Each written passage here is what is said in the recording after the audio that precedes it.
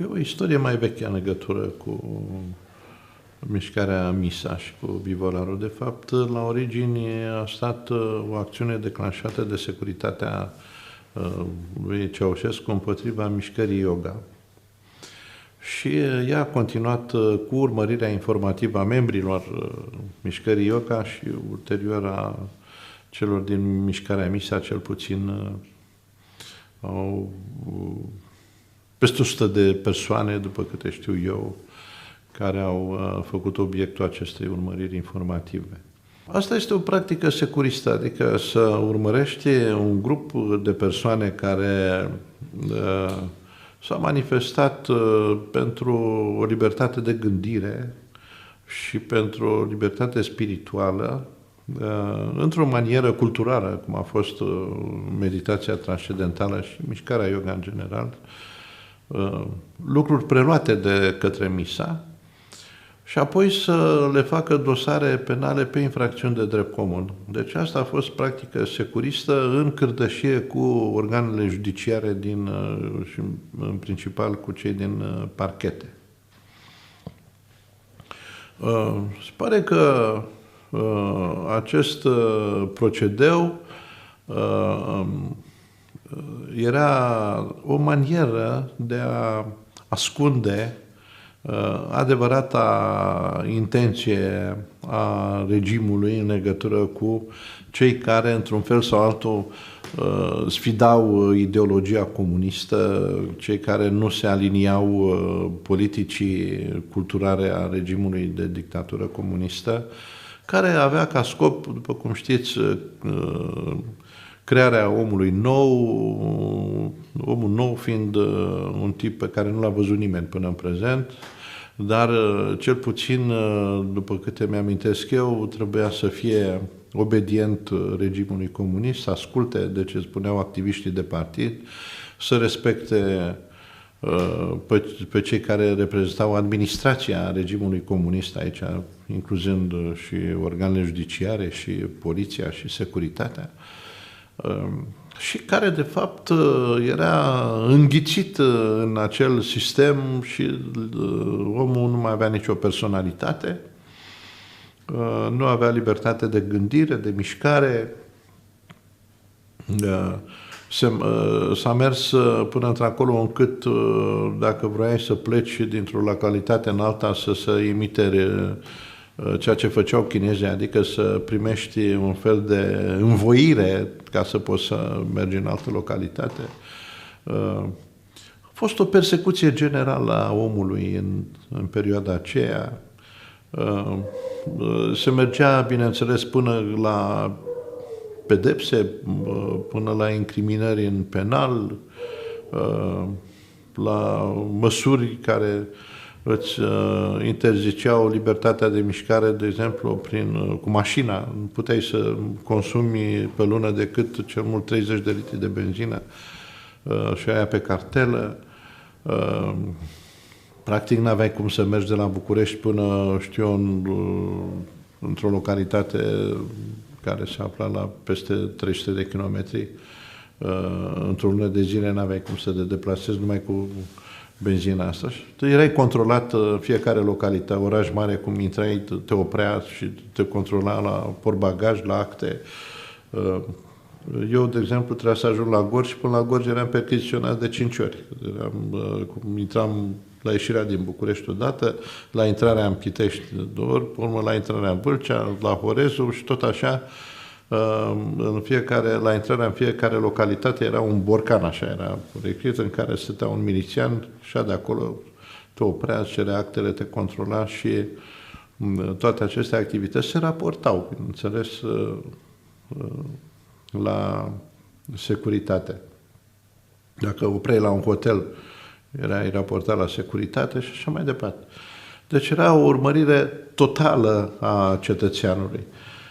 Deci din această sferă de activități face parte și supravegherea celor din meditația transcendentală, celor care agreau cultura yoga, celor care au făcut parte din mișcarea Misa. De fapt, Misa apare în perioada post-decembristă ca o continuitate, dacă vreți, a acestui gen de represiune securistă împotriva celor care vreau să gândească liber, să se manifeste liber, celor care gândeau o altfel de structură social-politică, dacă vreți. Ea a fost o mișcare și rămâne o mișcare anticomunistă, pentru că nu are nicio legătură mișcarea MISA cu regulile de comportare cerute de regimul comunist. Și probabil că de aceea a și fost ținta acestor persecuții și hărțuiri permanente cu urmăriri informative, cu ascultarea telefoanelor și așa mai departe. Doar că aceste hărțuiri despre care vorbiți se continuă și după 1989, când se presupune că regimul comunist a fost înlăturat. A fost înlăturat regimul comunist, dar nu administrația. Acum e greșită. Teoria asta au aruncat-o tot ei, pentru că după decembrie 1989, administrația comunistă a rămas la putere. Deci în toate structurile de putere, aceiași oameni au continuat să lucreze, să gândească, să se manifeste, la fel ca înainte de 1989 și dușmanii acestora au fost foștii dezidenți politici, fostele mișcări religioase, culturale, care au făcut obiectul de supraveghere al securității și înainte de 89. Că ne transmiteți faptul că se menține aceeași mentalitate. Sigur, s-a menținut aceeași mentalitate, s-a menținut același interes de clasă, dacă vreți, al comuniștilor, care au continuat sub o altă formă ce au făcut și înainte de 1989. Conform cu ceea ce ne spuneți, putem deduce că în dosarele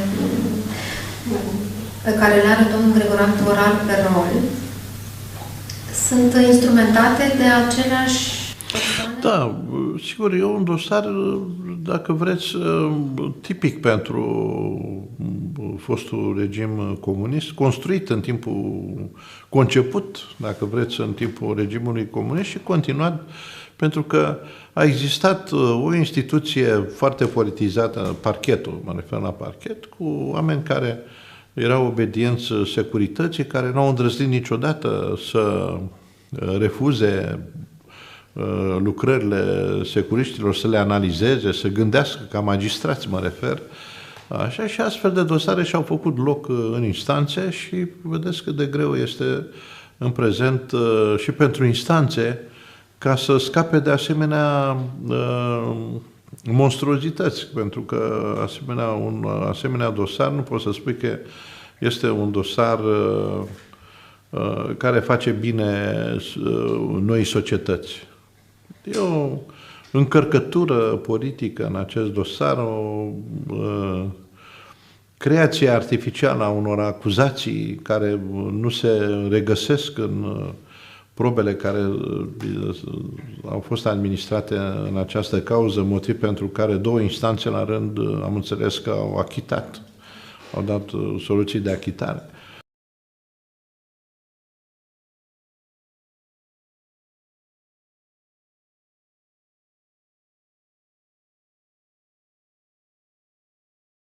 Verificarea modului cum s-au făcut aceste supravegheri prin ascultarea telefoanelor se poate face decât un singur fel, prin administrarea unei expertize audio care să convingă că, într-adevăr, ce se spune acolo în acele înregistrări este real cu ceea ce s-a înregistrat și care au un conținut care pune în pericol securitatea națională.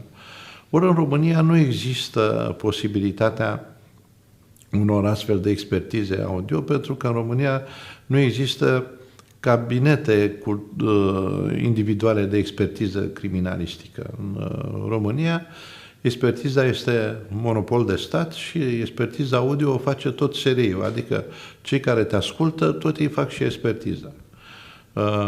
Este un anacronism pe care CEDO l-a sesizat, au și atenționat aceste state care nu au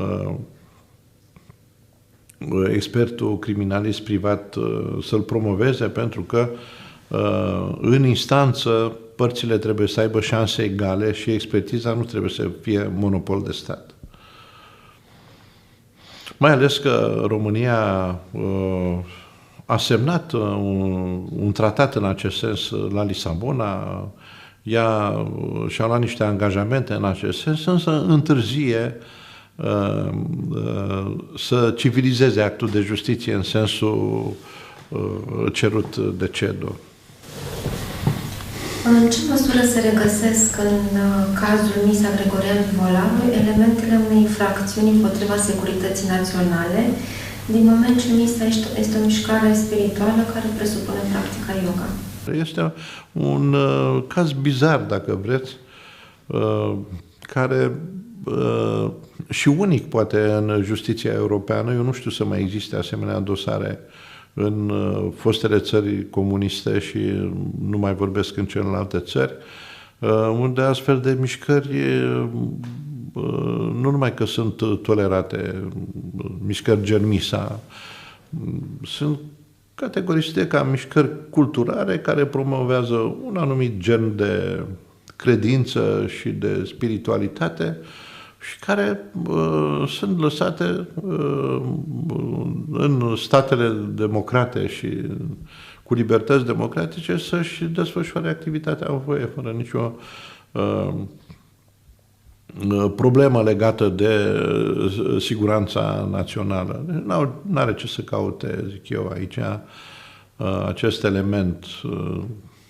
Nu se justifică cheltuirea unor importante fonduri bănești, unor importante energii din partea unor instituții care au chiar o misiune serioasă, aceea de a apăra siguranța națională, așa să-și consume ei energiile într-o zonă care este dovedit inofensivă și pacifistă.